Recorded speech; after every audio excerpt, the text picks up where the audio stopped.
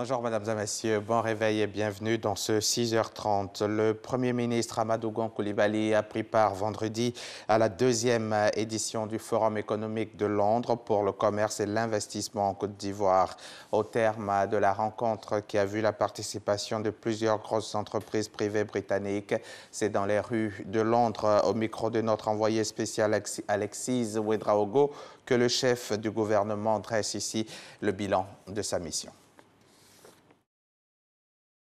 Bonjour Excellence. Nous avons entendu au cours de l'ouverture des témoignages assez édifiants de la Côte d'Ivoire. Quels commentaires en faites-vous? Écoutez, moi je suis très heureux de la confiance que les investisseurs sur la place de Londres ont dans notre pays. Je l'avais déjà noté lors de l'Eurobond quand nous sommes venus et le résultat de l'Eurobond est un témoignage éloquent de cela. Et aujourd'hui, lors de la cérémonie d'ouverture, j'ai noté à nouveau que le monde des investisseurs a fortement confiance dans notre pays. Ils ont confiance au leadership du président Ouattara, ils ont confiance à la paix et à la stabilité retrouvée et ils ont confiance aux fondamentaux économiques de la Côte d'Ivoire et j'en suis donc très heureux. Vous vous souviendrez que nous étions au London Stock Exchange et là-bas nous avons noté que dans les 6 pays africains qui sont candidats à l'émergence, à la frontière de l'émergence, notre pays est le seul pays d'Afrique francophone qui en fait partie. Et je trouve ça comme étant la reconnaissance par la communauté internationale des investisseurs de tout le travail qui est fait sous le leadership du président Alassane Ouattara. Et il faut que les Ivoiriens aient confiance. On ne peut pas avoir cette confiance exprimée de manière si forte à l'extérieur et avoir de doutes à l'intérieur. Tout le monde doit savoir que nous sommes sur le bon chemin et que nous devons main dans la main travailler à préserver et à consolider la paix et la stabilité pour le progrès économique et social de notre pays. Justement, pour Elodie qui travaille au marché Gouro d'Adjamé et qui ne comprend pas souvent que le Premier ministre aille sur ce genre de rencontres, avec quoi est-ce qu'on rentre pour elle, pour la Côte d'Ivoire? La première fois, nous étions venus chercher des ressources pour financer les dépenses du budget, des dépenses d'investissement, pour faire des routes, pour faire des hôpitaux, pour faire des centres de santé, des écoles, etc. Cette fois-ci, nous sommes venus parler aux investisseurs privés pour qu'ils viennent en Côte d'Ivoire, compte tenu de la réalité de notre pays aujourd'hui, de toutes les opportunités qu'elle offre. Et là, le résultat attendu, c'est en fait la création d'emplois. Vous savez, nous sommes un pays où la problématique de l'emploi existe, un pays de jeunes qui aujourd'hui aspirent à une seule chose, trouver un emploi. Et nous devons déployer tous les efforts pour créer le maximum d'emplois en Côte d'Ivoire. Et cette mission vise essentiellement les investisseurs privés pour créer le maximum d'emplois pour nos jeunes dans notre pays. Mais je suis très heureux de cette mission qui nous a aussi donné l'occasion de rencontrer les autorités britanniques, notamment le ministre pour l'Afrique. Et nous avons eu des échanges sur comment améliorer la coopération entre nos deux pays. Nous avons noté que la Grande-Bretagne est 14e fournisseur et 14e client de la Côte d'Ivoire, que nos échanges commerciaux ont cru d'environ 45% de 2010 à maintenant, mais que nous devons faire encore plus compte tenu de la force de nos économies et de la qualité de nos relations. En tout cas, je suis très heureux de cette visite. Merci. Le Forum de la société civile de l'Afrique de l'Ouest, section Côte d'Ivoire, a procédé à une cérémonie de restitution de résultats sur études menées sur la migration irrégulière dans les communes de Daloa et d'Anyama. L'objectif est de lutter contre cette pratique et proposer un programme de réinsertion aux migrants retournés. Astou Touré. Draman et Souleyman sont 2 ex-migrants, tous 2 fils d'Anyama. Après avoir vécu une expérience difficile dans le désert et en Libye, ils ont décidé de rentrer au pays. J'ai perdu un de mes frères avec moi, qui était avec moi en allée. Et arrivé là-bas, le désert, le sable, arrivé là-bas, les gens nous ont dit, moi, à cause de lui-même, je suis retourné. Sinon, ce n'est pas réellement à cause des parents. Parce que les gens m'ont dit, les malades, s'ils meurent ici, c'est mon problème. Ce que je voyais vraiment, je ne pouvais pas supporter ça. Bon, il fallait que je me retourne pour venir. Sans aide et sans activité, Draman se trouve confronté au problème d'emploi. Et l'insertion est difficile au point où il est tenté de retourner.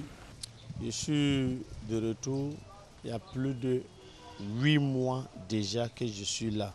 S'il n'y a pas de solution, cherchez à retourner. Souleymane, quant à lui, se dit heureux de retrouver sa famille et sa liberté. Bien que voulant rester et tout reprendre à zéro, comme Draman, ce père de 4 enfants se retrouve également seul et sans soutien. C'est pas facile, parce qu'il a un peu perdu tout. Mon magasin qui était à la ferraille, bon, il a perdu ça. Mon agent aussi a perdu ça. C'est pas facile d'aller expliquer à quelqu'un dont moi, il va me débrouiller, il va aller donner ça à mes parents, c'est pas facile. Le Forum de la société civile de l'Afrique de l'Ouest, section Côte d'Ivoire, Foscao entend tout mettre en œuvre pour l'insertion socio-professionnelle des jeunes migrants. De retour.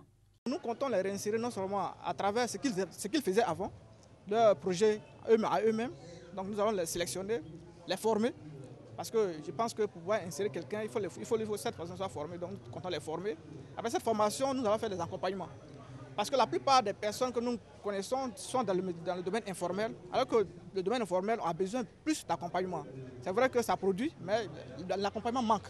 Une initiative encouragée par l'Office international pour la migration. Nous sommes disposés à suivre pour l'évolution favorable de ce projet et vraiment recueillir les résultats pour mettre en place des actions au plan national. 30 migrants de la commune d'Anyama bénéficieront de ce programme de réinsertion. Ensuite suivra la commune de Daloa. La jeunesse de Côte d'Ivoire a désormais une plateforme dédiée à son autonomisation, le comité de jeunesse. Cet outil de développement est opérationnel pour œuvrer à l'insertion de la jeunesse. Les membres ont été installés officiellement au cours d'une cérémonie en présence de 3 membres du gouvernement, les ministres Kabaniele, Mariatou Koné et Sidi Touré, chargés de la jeunesse et président de ce comité. Ce comité, donc, à l'initiative du gouvernement à travers le ministère chargé de la jeunesse, a démarré ses travaux relatifs aux actions du gouvernement en faveur des jeunes. Ce comité est donc installé pour 4 années. Reportage Chantal et Ouman à Kandan. Ce sont 21 personnes qui ont reçu les attributs de membres de comité jeunesse. Un comité outillé par le gouvernement pour coordonner, suivre et évaluer la politique nationale de la jeunesse, PNJ, qui est un cadre d'orientation de l'action gouvernementale en faveur des jeunes. La politique nationale de la jeunesse a été adoptée avec 5 stratégies de mise en œuvre. Il s'agit maintenant de mettre en place un cadre d'échange sur ces différents indicateurs-là, à partir des actions mises dans le PND, et voir comment on suit ces indicateurs-là pour, in fine, rendre compte et à la jeunesse de Côte d'Ivoire et au gouvernement de Côte d'Ivoire. La mise en place de ce comité est saluée par les acteurs du secteur jeune. Nous voulons une jeunesse responsable, une jeunesse qui se prend en charge. Le gouvernement fait sa part, les organisations font leur part, mais les jeunes doivent également prendre toute leur place dans ce processus-là. La politique nationale de la jeunesse nous intéresse au plus haut point. Nous avons parcouru cette politique, elle est pointue. Son application va forcément améliorer la situation des jeunes en Côte d'Ivoire. 70% de la population en Côte d'Ivoire a moins de 35 ans. Le gouvernement, conscient du poids de cette frange de la population que représente la jeunesse, se donne les moyens pour favoriser leur autonomisation. Les jeunes devraient être rassurés que la vision du chef de l'État est de donner à toute sa jeunesse les moyens d'être autonome, de se prendre en charge et de s'impliquer pleinement dans la construction du pays. C'est un véritable outil, un cadre de concertation et d'échange très pertinent qui nous permet d'avoir le recul de substance pour pouvoir mieux apprécier l'impact de toutes les initiatives faites pour accorder de l'importance à tous les enjeux des jeunes. Le comité jeunesse est composé entre autres des ministères techniques intervenant dans les questions liées aux jeunes, des ONG, de la société civile et des représentants d'organisations de jeunesse.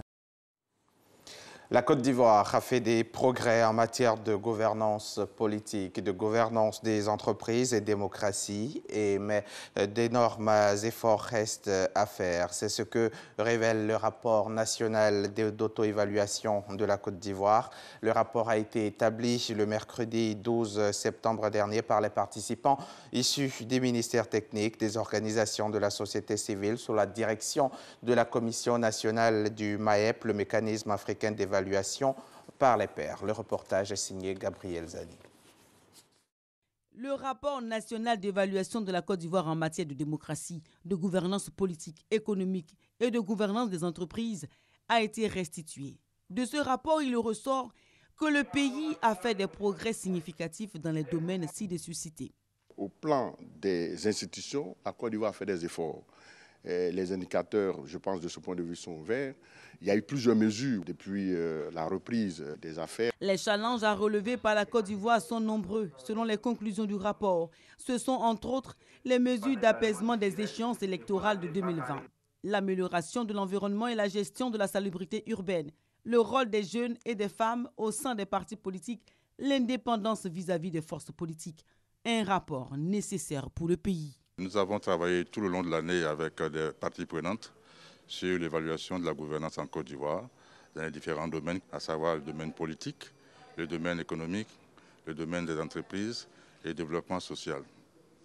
Donc il était bon que nous retrouvons ces parties prenantes avec lesquelles nous avons travaillé pour les restituer ce que ces parties-là ont dit dans le rapport. L'évaluation interne de la Côte d'Ivoire s'est faite avec le concours de 4 centres de recherche, le CIREJ, le CIRES, le CAPEC et l'IES. Les collectes des données ont été réalisées dans les ménages, les entreprises, les ONG et les institutions. Une transparence qui permet au gouvernement d'apprécier ses politiques. Chaque année, la Commission nationale du mécanisme africain d'évaluation par les pairs produit un rapport sur l'état de la gouvernance dans des pays qui ont signé son protocole d'accord. Reportage signé Gabriel Zani. Le FECSA, Festival des arts et de la culture Swamelin, une plateforme de promotion des valeurs traditionnelles du peuple Swamelin d'Awati, sous-préfecture de Tabo. L'événement, qui est à sa première édition, a réuni filles et fils de la région pour également parler développement, et ce pendant 3 jours. On en parle avec Michel Mambo.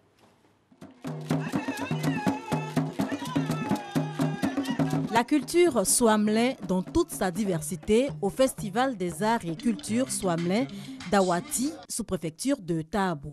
C'est le premier du genre. L'idée est de faire la promotion des rythmes et valeurs traditionnelles de la région, mais surtout de mettre ce potentiel au service du développement. Pour cette édition, nous avons fait appel à 4 villages qui ont participé, que sont Awati, Ndanou, Kotiesu et Tabo. Ce que nous prévoyons, c'est dans les prochaines éditions, faire en sorte d'associer aussi tous les autres villages pour que tous les Swamelins se sentent vraiment représentés. Et nous allons diversifier encore nos activités pour faire en sorte que tout ce qui doit être connu du terroir Swamelin soit mis au goût du jour. Le Bagla ou encore concours Aoulaba. Les danses traditionnelles, les contes et légendes, la cuisine du terroir, des jeux de société. Autant d'activités qui ont réuni pendant 3 jours les fils et filles de la région. La culture au service du développement, l'objectif de ce festival est clairement défini. Pour la prochaine édition, les 8 villages que regroupe le peuple Swamelin sont donc invités à prendre part à ce grand rendez-vous.